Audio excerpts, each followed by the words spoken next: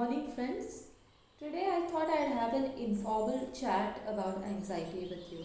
Most of the time, I write down scripts and then I use prompts to speak because I don't want to miss out any relevant information and don't want to take away your precious time just speaking about things, this and that do not help you. I started this channel merely to help you, otherwise, I'm quite a successful writer. So, please like, share, subscribe if you feel this channel will help you or if you feel that it will help anybody that you might know. Now it's been barely 10 days since I started this channel, but I've already started getting queries from people. I've jotted them down. So most people want to know how long it takes to cure GAD. I don't know if there is a specific time frame to cure GAD. It could differ from person to person. Mine did not get cured with one thing or the other. It was more of a cumulative effect. I started by putting my diet right, that is, I started eating more balanced foods and I took care of any deficiencies that I could have and started exercising regularly and started getting more sleep. I also realized that I was perceiving the world in a very negative way, and I started on CBT sessions to set my thoughts and perceptions right. So, the anxiety did not go overnight in my case, though I really hope it does in yours. So, it went by degrees or percentages. Like, as soon as I put the exercise, sleep, and rest cycle okay, it went by 10 degrees. Then, when I started doing something I loved, that is something that was in tune with my values and with my interests as a person, it went by 20%. Then, once I started developing faith in a higher entity, it uh, got okay by 50%. Soon, by consistently practicing relaxation techniques, it probably reduced to about 85. The thing with me is anxiety stayed at 85% for a long time. I don't know why. There was a part of my brain which wasn't ready to let go of that fear, that insecurity. Now, you shouldn't criticize anxiety because it's being your friend, it's trying to protect you from the big bad world. It thinks that you're in danger, so it's trying to be your protector and your savior. So that 15% of anxiety remained in me for quite a long time, and it took quite a few years to eliminate that 15% of anxiety. So let's hope the recovery is sooner in your case, either with the tips I give you or hope you're luckier in finding a good therapist than I was. Finding a therapist is a matter of luck. So it isn't essential that somebody with a 5-star rating suits you. Essentially, you should be able to gel with them at a personal level.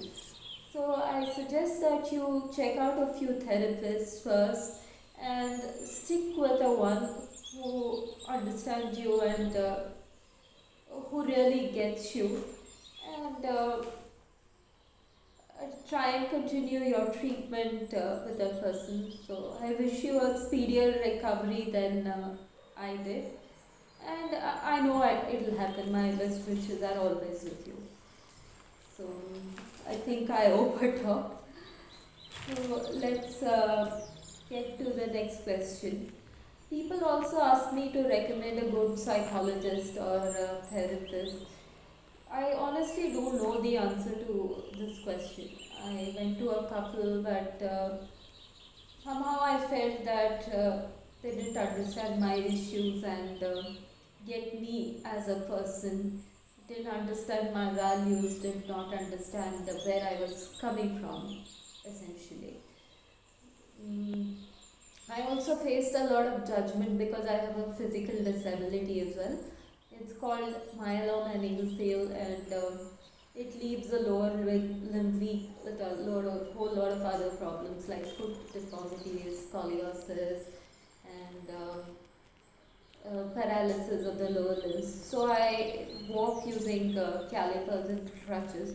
So these therapists that I went to could see this extra very apparent problem in me, and what bothered me was that they started attributing my anxiety to the physical disability that they have, and said that I suffered from anxiety because of low self confidence. Now, I don't believe that is ever the case. I've always been proud of myself and confident about myself, accepting of myself the way I was.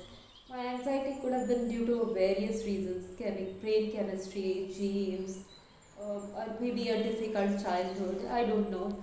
But this labeling by the mental health professionals that I went to did not suit me. So I will not be able to recommend a good a psychologist or a mental health professional for you. I'm not saying you should not see one. It would be preferable to see one and try and recover under their guidance. Only thing is you'll have to find a good one who's compatible with you personally. You cannot rely on the opinion of another to find a good therapist. So another question that I get is about specific symptoms that people seem to face. Somebody asks me about how to cure brain fog, another wants to know how to cope with hypohidrosis. Hypohidrosis is a condition where you experience excessive sweating. Uh, this could be due to anxiety, or there could be some other physical cause for this problem. I experienced hypohidrosis when I was a learner of GAD. My extremities, especially the palms of my hands, were always sweaty. I also experienced sweatiness in the feet, underarms, and other extremities. Now, please don't try to dissect these symptoms separately. They are all a part of the whole anxiety machinery. So, if you work towards setting your anxiety right, all these symptoms will disappear on their own. There's no need to worry about each of them separately, and they will not cause you any harm. That I assure you from. I used to have such shortness of breath, chest pains, and arm aches, and neck pain, and even eye pains at a point. And I thought that these anxiety symptoms would ruin my health forever.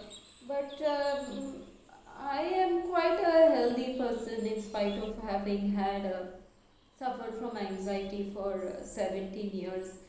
So please concentrate on getting the exercise, rest, nutrition cycle okay, changing your perceptions of the world, that is trying the CBT, another treatment called ACT, or acceptance and commitment therapy.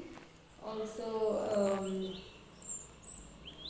you could also explore other therapies. I don't know if it will work for you, like hypnotherapy and a few others to try and improve your condition.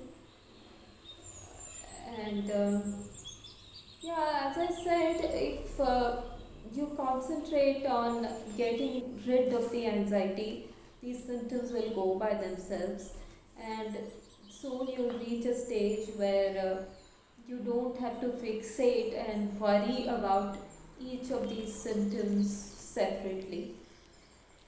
Another thing I'd recommend is trying to get to the root cause of your problem. I couldn't do that. Somehow the other one of the psychiatrists I went to wanted to conduct narco analysis on myself to get to the root cause of my problem.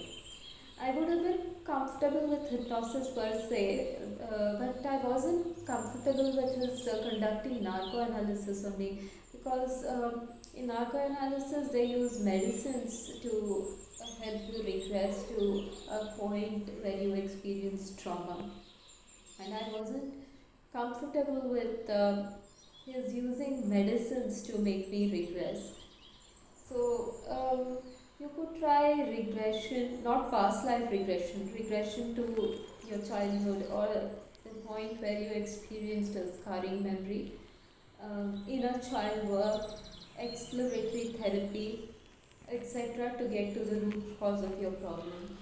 So, once you know what is actually bothering you, it may be possible to eliminate this anxiety disorder from your life completely. Mm.